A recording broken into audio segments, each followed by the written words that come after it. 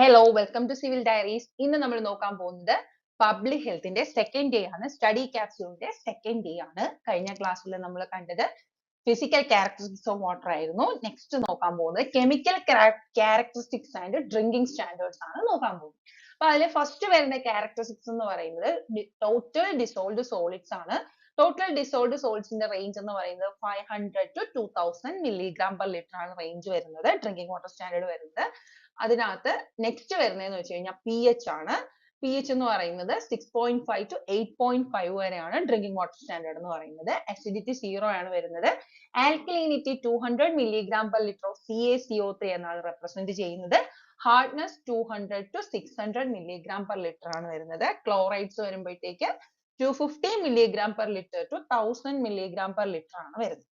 Next വരുന്ന sulphate ആണ്. Sulphate 200 to 400 milligram per liter ആണ് വരുന്നത്. നെക്സ്റ്റ് ഡിസോൾവ്ഡ് ഓക്സിജൻ ആണ്. ഡിസോൾവ്ഡ് ഓക്സിജന്റെ റേഞ്ച് എന്ന് പറയുന്നത് 3 to 4 milligram per liter ആണ് വരുന്നത്. ഫ്ലൂറൈഡ്സിന്റെ range 1 to 1.5 milligram per liter ആണ് വരുന്നത്. ഇതിനകത്ത് ആദ്യം തന്നിരിക്കുന്ന വാല്യൂ എന്ന് പറയുന്നത് നമുക്കറിയാം ഡിസൈറബിൾ വാല്യൂ ആണ്. ലാസ്റ്റ് തന്നിരിക്കുന്ന വാല്യൂ എന്ന് പറയുന്നത് പെർമിസിബിൾ വാല്യൂ ആണ് പറഞ്ഞിരിക്കുന്നത്. നെക്സ്റ്റ് വരുന്ന ക്യാരക്ടറിസ്റ്റിക്സ് ആണ് നൈട്രജൻ കോമ്പൗണ്ട്സ്. നൈട്രജൻ കോമ്പൗണ്ട്സിനകത്ത് തന്നെ സബ്ഡിവിഷൻ വരുന്നുണ്ട് 4 എണ്ണം. Ammonia, organic nitrogen, nitrite and nitrate. ഇതിനകത്ത് അമോണിയനെയും ഓർഗാനിക് നൈട്രജനെയും ചേർത്തിട്ട് ഒരു പേര് പറയാറുണ്ട്, ജഡാൽ നൈട്രജൻ എന്ന് പറയാറുണ്ട്.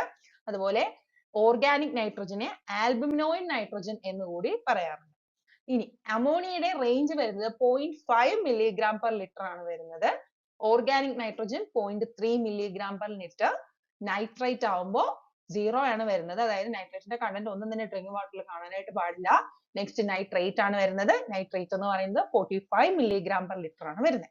നെക്സ്റ്റ് വരുന്ന അയൺ ആണ്. അയണിന്റെ ഡ്രിങ്കിങ് വാട്ടർ റേഞ്ച് എന്ന് പറയുന്നത് 0.3 milligram per liter ആണ് വരുന്നത്. മാംഗനീസ് വരുമ്പോൾ 0.1 milligram per liter ആണ് വരുന്നത്. നെക്സ്റ്റ് വരുന്ന ടോക്സിക് കെമിക്കൽസ് ആണ്. ടോക്സിക് കെമിക്കൽസ് നമുക്ക് നെക്സ്റ്റ് ക്ലാസ്സിൽ നോക്കാം. അപ്പോൾ താങ്ക് യു.